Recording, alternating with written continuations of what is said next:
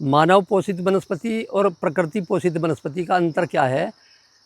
मानव खाद का, पानी का, सिंचाई का सारी व्यवस्था खुद करता है, लेकिन प्रकृति में क्या व्यवस्था है। देखो ये पत्ते पड़े यहाँ, और इन पत्तों का क्या क्या काम है प्रकृति में, क्योंकि ये सूखा पत्ता एक साल में एक बार पतझड़ होती है, और वह पतझड़, ये सूखे पत्ते धरती पे पड़े हैं, और ये सूखे पत्ते 1 किलो सूखा पत्ता 6 लीटर पानी पकड़ता है इस एटमॉस्फेयर से, क्योंकि इस वातावरण में नमी है।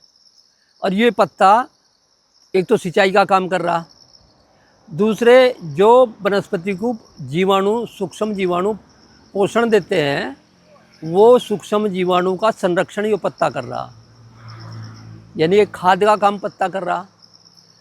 तीसरे, जब इस पत्ते का एक साल में शरीर यानी कि पूरा डिकम्पोज हो जा, तो धरती में कार्बन निर्माण करे यो, और उस कार्बन का जो रेशो है CN रेशो, वो 1:9 का है। तो इस एटमॉस्फेयर में जो नाइट्रोजन है वो इस वनस्पति को तभी मिलेगी इस धरती में कार्बन होगा। तो ये कार्बन निर्माण का काम कर रहा, तो नाइट्रोजन मिल रही।